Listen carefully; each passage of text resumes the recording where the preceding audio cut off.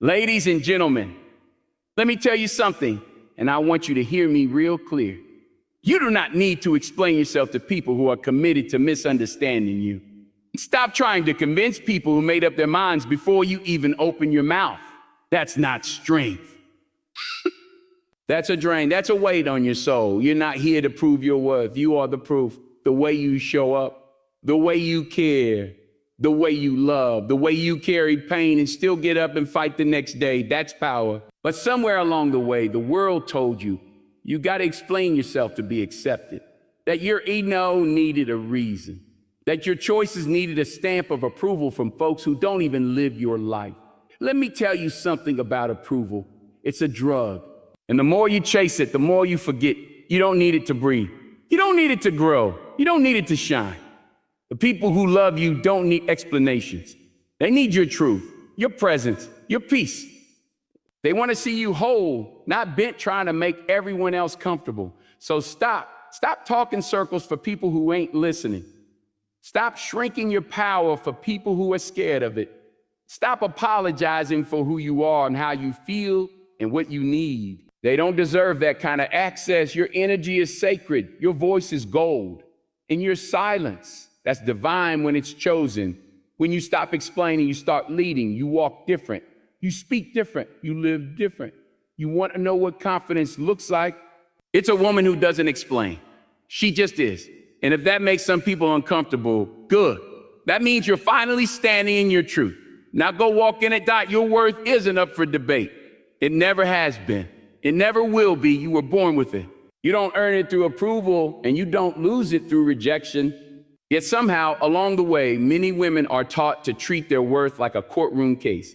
Something that has to be defended, explained, proven, and justified before a jury that never had the right to judge them in the first place. The world has told you that your worth is conditional. Conditional on how you look, how soft you speak, how many people like you, how agreeable you are, whether or not you choose the roles that society quietly laid out for you, but none of that defines your worth. You see, the most dangerous lie isn't that you're not good enough. It's that you have to convince someone else that you are. That's the trap. That's the moment you step out of your own power and hand your value over to people who were never meant to hold it. When you start performing for approval, you forget that you never needed the stage to begin with. You weren't born to impress. You were born to express. Your soul was never meant to be edited. Yet so many women shrink in their own lives because they believe they must earn their place. They over-explain, over-apologize, overcompensate, and overextend, trying to be small enough, soft enough, good enough. But no matter how much they give, they still feel empty. Because when your worth is based on external validation, you'll always be chasing something that was never meant to define you. Something exhausting about feeling like you're constantly being watched, weighed, and evaluated. And even more exhausting when the people doing the evaluating have no idea who you really are. Or worse, they know who you are and choose not to see you anyway. When you put your worth on trial, you hand the gavel to people who are often broken themselves. And they will judge you through their own pain, their own insecurity, their own limitations. Their perception has nothing to do with your truth. But if you don't believe in your own worth, you'll think their version of you is the only version that matters. It's a dangerous cycle. You walk into rooms and edit yourself before anyone even speaks. You anticipate rejection before it arrives. You prepare explanations like armor, just in case someone questions your decisions. You say yes when you mean no. You smile when you want to scream. You stay silent when your voice is begging to be heard. All of it just to avoid the possibility that someone might think you're too much or not enough or somehow unworthy.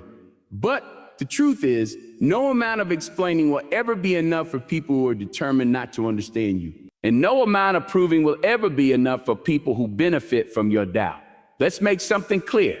Worth is not transactional. It is not a trade you make for love, attention, praise, or status. It is not increased by achievements or decreased by failures. It is not based on how others treat you. It is inherent. It is internal. It is yours. And it is not fragile. It does not need to be protected from criticism or inflated by compliments. It simply exists, steady, solid, unmoving. Like the roots of an ancient tree, your worth runs deep even if no one else sees it. You don't owe anyone an explanation for your boundaries, your growth, your healing, your dreams, or your evolution.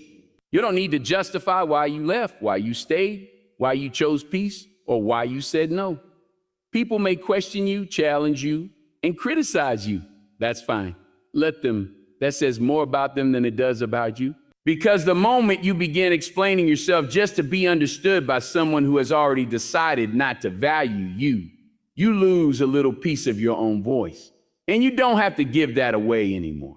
There's a power that comes with knowing who you are. A calm that enters your life when you no longer look outward to feel whole. When you stop explaining, something amazing happens. You begin living fully, authentically, freely. You stop waiting for permission to be yourself. You stop shrinking to make others comfortable. You stop treating rejection like proof of your inadequacy and start seeing it as redirection toward places where you're seen, heard, and appreciated without performance. This shift isn't always easy. When you've spent years explaining yourself, staying quiet might feel like rebellion. It might feel wrong, but it's not wrong, it's revolutionary. There is a boldness in simply existing as you are, without footnotes, without disclaimers, without lowering your frequency for those who refuse to rise. The world has a way of making women feel like their power is a problem. Like being assertive is aggressive, like being confident is arrogant, like being emotional is unstable. But these are projections, not truths. You are allowed to take up space. You are allowed to have opinions. You are allowed to walk away from what doesn't serve you without explaining the entire journey to someone who never walked beside you. You are allowed to evolve without seeking approval for your growth. So many women are living lives that look good on the outside but feel empty on the inside because they were never allowed to choose those lives for themselves. They were persuaded, guilt-tripped, shamed, conditioned. They live by rule. They never wrote and wonder why they feel invisible in their own story.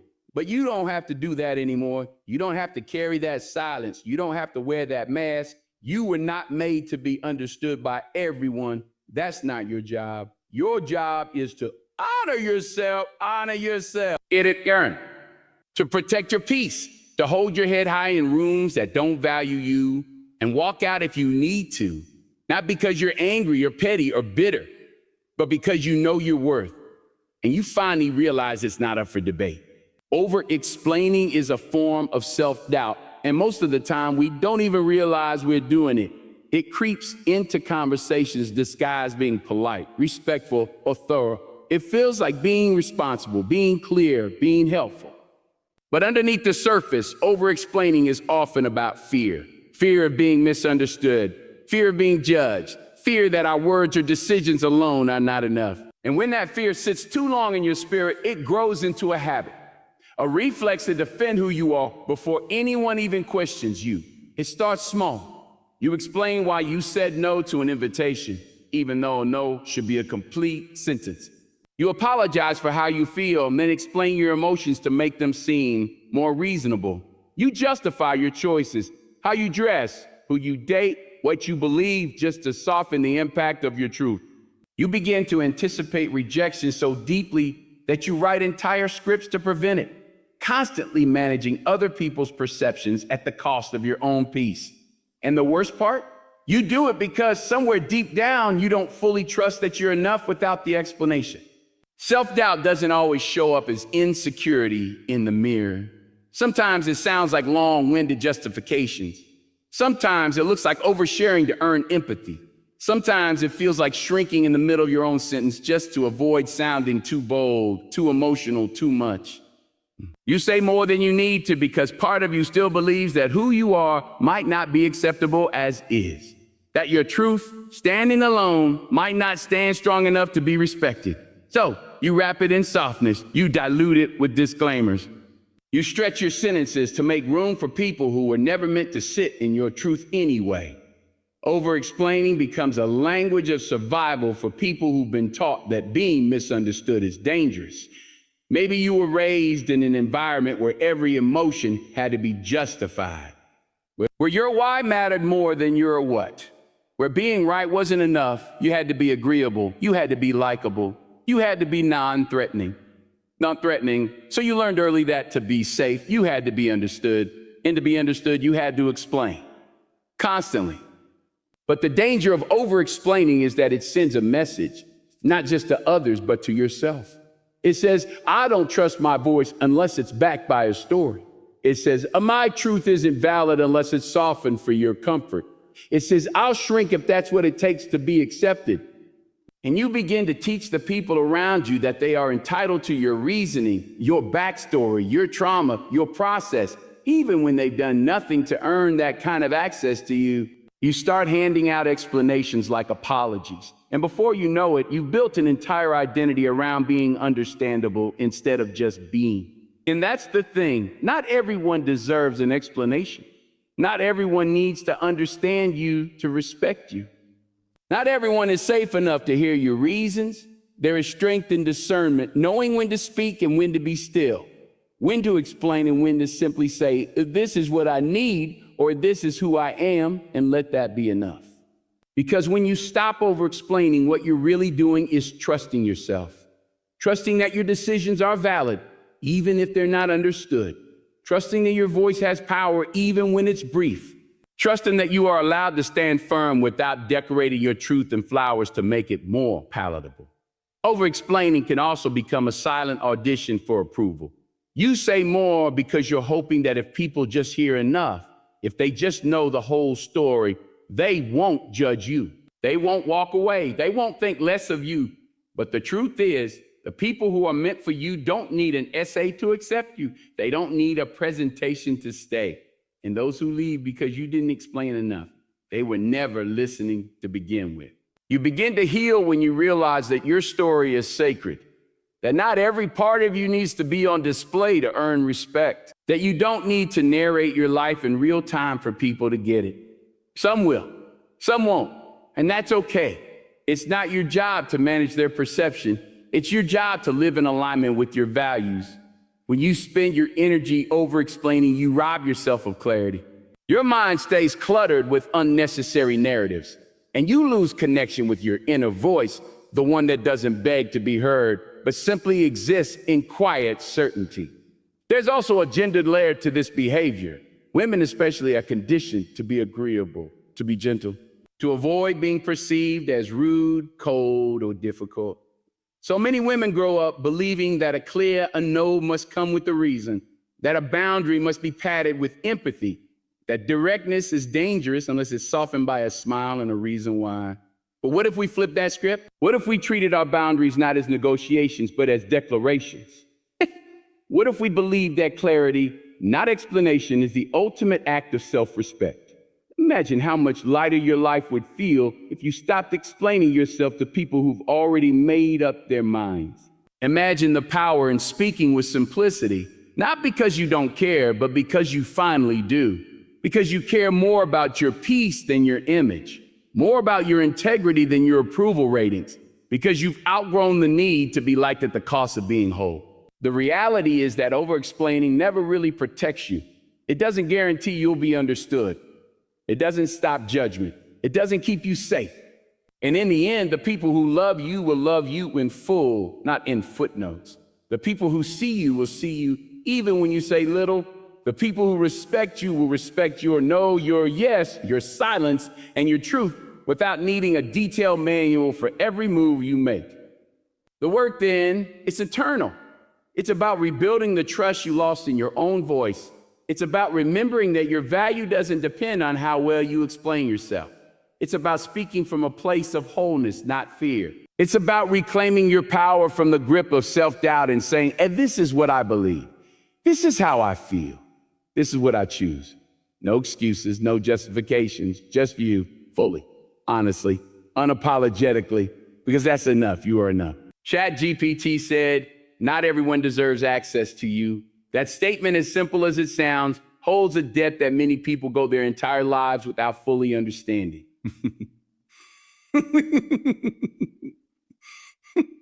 We live in a world that constantly tells you to be available, to be open, to be accommodating, to be reachable. Whether it's through social media, relationships, workplaces, or family dynamics, there's this constant pressure to make yourself accessible. But the truth is, your time, your energy, your emotions, your story, those are sacred, and not everyone should be allowed to touch them. When you believe that everyone deserves access to you, you start giving away pieces of yourself carelessly. You share your thoughts with people who only want to use them against you. You open your heart to those who never intended to protect it. You show up fully in places that were never meant to hold you. It becomes a pattern, an emotional leakage. You pour out what's sacred into cups that were never meant to carry your depth. You weren't designed to be everything to everyone. You are not a public service. You're a person with limits, with needs, with boundaries that deserve to be respected. But those boundaries must first be respected by you. If you treat your soul like it's for sale to the highest bidder or any bidder, you'll constantly feel depleted. You'll start to confuse being kind with being used. You'll mistake being needed for being valued. And there's a world of difference between the two. People will take as much as you allow. That's not a judgment. That's just how the world works. If you make yourself endlessly available, they will come to expect it. If you give without discernment, they will stop appreciating it. The hard truth is that access, when given too freely, becomes invisible. What people don't earn, they rarely respect. And what they don't respect, they mishandle. That's why it's not harsh or mean to protect your space. It's wise. It's essential. It's survival. Not everyone deserves to hear your thoughts when you're in pain. Not everyone should be handed the blueprint of your healing. Some people will ask questions not out of care, but out of curiosity. Some will only be around to witness your downfall, not support your rise. They don't see your scars and feel compassion. They see them as an opening, a way in, a weakness to exploit. And if you keep letting them in, hoping they'll change, hoping they'll see you differently, you're not just giving them access, you're giving them control. Think about the people who drain your spirit just by being in the same room. The ones who smile with their mouths but pull energy from your chest. The ones who say the right things but never show up when it matters. Why do they still have a seat at your table? Why do they still know what's going on in your life? Why do you still answer their calls? Maybe because it feels easier than setting the boundary. Maybe because you don't want to be seen as rude. Or maybe because a part of you still doesn't believe you have the right to say no. But you do. You have every right to choose who gets access to you. Not just physically, but emotionally, spiritually, mentally.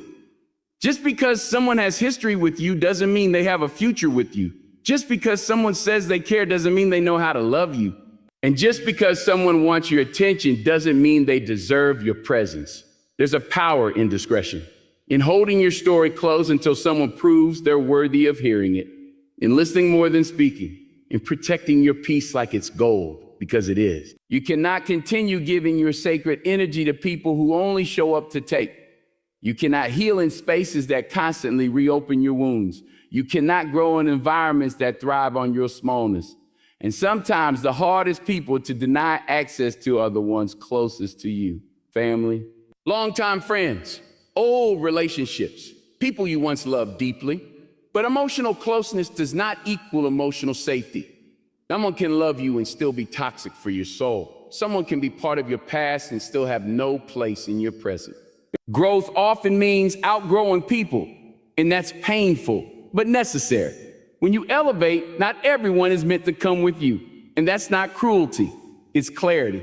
This doesn't mean you isolate yourself. It doesn't mean you build walls so high that no one can reach you. It means you build gates with locks, and you hold the key. It means you learn to recognize who is safe, who is consistent, who adds to your peace instead of disturbing it.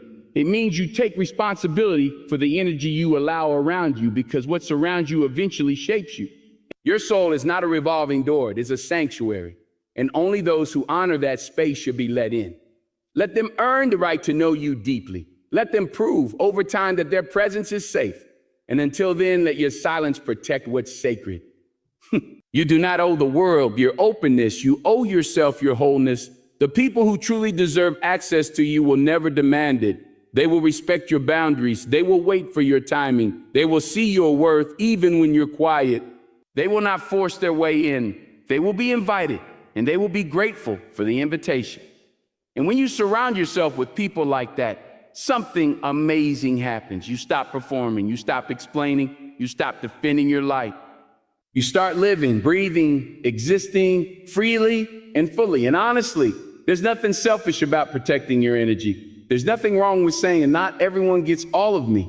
In fact, that's one of the most powerful declarations you can make, because it means you finally see your value. You finally believe in your worth. You finally understand that your presence is a gift, not a guarantee. Access to you is a privilege. Start treating it like silence is sometimes the loudest power move, and yet it's so often misunderstood. In a world obsessed with reaction, where noise equals relevance and volume is mistaken for strength, silence can feel counterintuitive. But there's a rare kind of strength in withholding your voice and not responding when provoked, and choosing calm over chaos. That strength is not weakness, it's wisdom, it's control. It's a message that echoes louder than words ever could. When someone disrespects you, the urge to defend yourself can be overwhelming. You want to speak up, set the record straight, make them understand your point of view. You want to argue your case like it's a trial, and your dignity is hanging in the balance. But here's the truth: some people don't deserve that energy. Some battles are designed to drain you, not to free you. And every time you respond to someone whose goal is to provoke you, you give them power. You confirm their relevance. You validate their attack. But when you meet that noise with silence, you disrupt their expectation. You deny them the control they were seeking. You hold your position without stepping into their chaos. Silence is often associated with passivity, but in reality, it's one of the most active decisions you can make. It's the conscious choice to not react out of emotion. It's the discipline to not argue when you know your truth stands on its own. It's the decision to protect your peace over proving a point. And that kind of self-restraint is rare, especially in a culture that glorifies clapbacks and instant responses. But silence, when rooted in self-assurance, can humble arrogance. It can make people question their actions. It can echo longer than any statement because it forces reflection rather than escalation. Sometimes silence says, "I'm not here to compete with noise." Sometimes it says, "You're not worth the explanation." Sometimes it simply says, "I'm choosing me," because not every insult deserves a rebuttal. Not every question deserves an answer. Not every opinion is worthy of your attention. When you truly understand your worth, you begin to realize that not every conversation is yours to have. You don't owe everyone a response. You don't need to unpack your truth for people who have already chosen to misunderstand you. Your peace isn't up for public debate. There's also a kind of elegance in silence that words often disrupt. Words can be manipulated, twisted, misinterpreted. Silence cannot. It stands still. It stands firm. And it speaks for itself. People often fear silence because it leaves space for discomfort, for insecurity, for imagination. But that space can also be sacred. It allows the noise to settle. It reveals what's real. And when you learn to be comfortable in that space, you stop being pulled by every storm that passes through. Silence can also be an act of emotional maturity. It takes a deep level of growth to not react just because you can. To walk away not because you're afraid, but because you're above it. To say nothing not because you have nothing to say, but because you've said enough. You reach a point in life where you no longer measure your power by how loudly you can speak, but by how calmly you can walk away. That calm is power. That stillness is strength. There's power in watching without reacting. Power in being aware without engaging. You don't always need to announce your moves. You don't always need to broadcast your boundaries. You can protect your energy silently. You can reclaim your time without permission. You can rise without responding. Some people will never understand how much it takes to remain silent in the face of disrespect. But those who do, they'll see the power in it.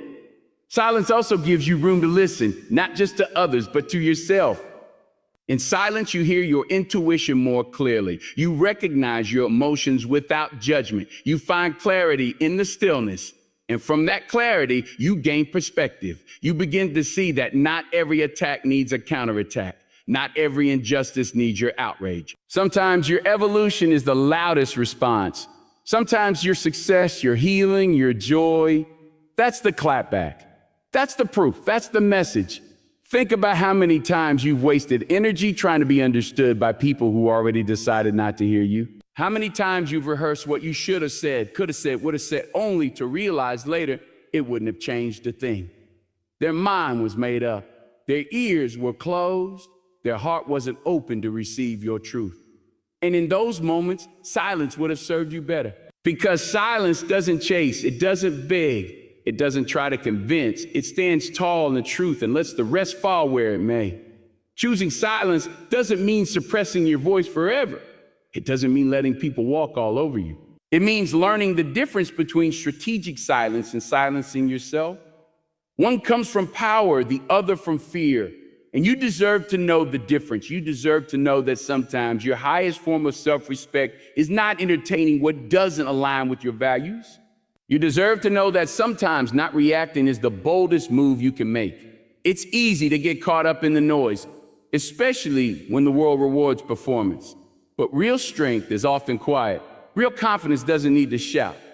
Real grace walks away not because it's weak, but because it's wise.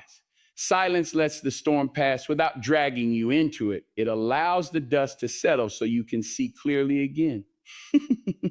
Intact when everything else around you is trying to pull you into chaos. In silence, you find freedom. Freedom from unnecessary drama. Freedom from explanation. And freedom from emotional entanglement. You reclaim your time. You take back your energy. You stay rooted in your peace. In that peace, that is the loudest message of all. In the end, choosing silence is not about weakness or avoidance. It's about mastery. It's about understanding that your energy is precious, your peace is non-negotiable, and your growth no longer requires you to argue for your worth. Silence becomes a language of those who have outgrown chaos, who lead with inner calm instead of outward noise.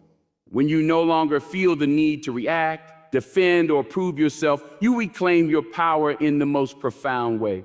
You show the world, and more importantly yourself, that your value doesn't rise or fall with anyone else's opinion. That stillness is not emptiness, it's presence. And that sometimes the most powerful move you can make is none at all.